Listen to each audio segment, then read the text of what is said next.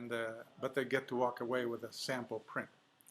So it's a great conversation. It's an icebreaker. It's a conversation piece, and it's a unique photograph.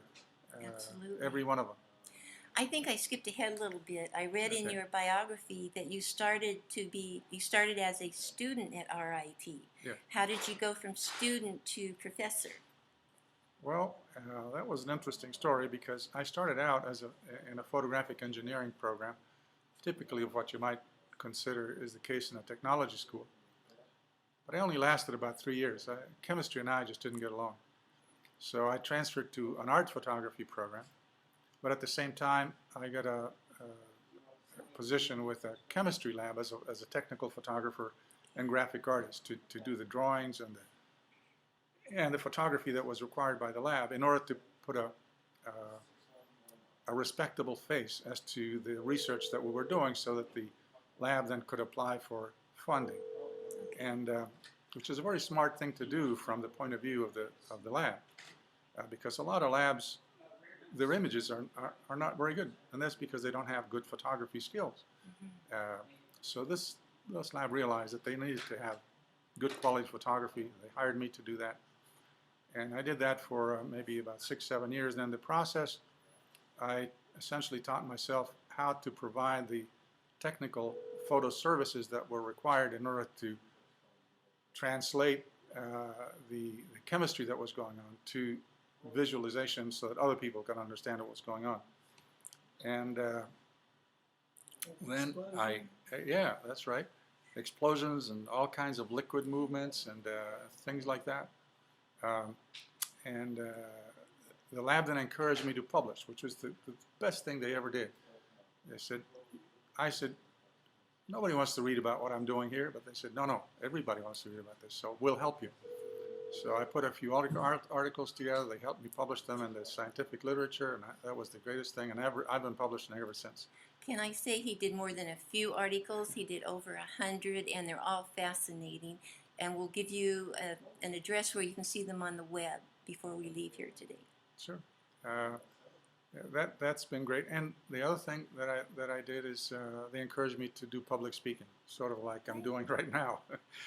But that's been the greatest thing too, because societies and organizations really are always looking for speakers, and so I was interested in that. I did it, and the hook that got me to talking about that engaged people was my interest in high-speed photography and visualizing events that are normally considered invisible for a variety of reasons. Either they happen too quickly, they happen in an area of the spectrum that you can't see, they happen to be phenomena that don't change things too drastically, such as heat, for example, rising from my hand, your hand.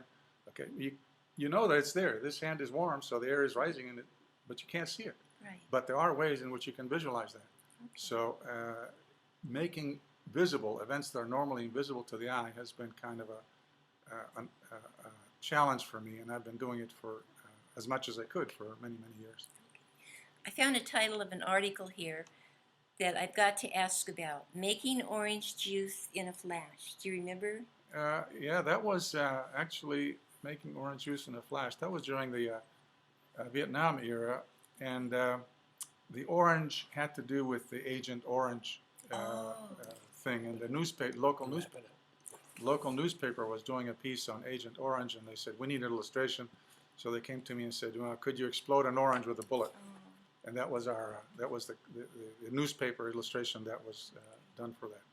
Well, this interview has been way too short. This gentleman could entertain us for hours, but I'm told that we have to wrap up. So I want to thank Professor Davidhazy so much for your patience. I met him this afternoon and I said, you're going to be on a podcast? What do you think? And he said, sure, take me there. So thank you so much. I really do appreciate everything. Thank you, Marilyn. Thank you all. Thank you. Maybe I'll see you another time on the web. If we want to get a hold of him, how do we do that? There's website addresses. He has Photo Forum on the internet. Oh yeah, Photo Forum is a very neat activity that started in 1994, and it joins photographers from all over the world in discussions on all aspects of photography, particularly for educators and professional photographers. And what is that URL? The URL is fairly complicated, but the list is called Photo Forum. Yeah, So if you do a search on Google on Photo Forum, you probably find it. Or if you Google Professor Andrew Davidhazy, you'll get sites to all these wonderful articles. And Davidhazy, you gotta be careful how you spell it. Okay. How do you spell it? Starts with David, ends in hazy, like a hazy day. No reason you're doing photography. Right. Okay, thank you. Thank Thank you. you.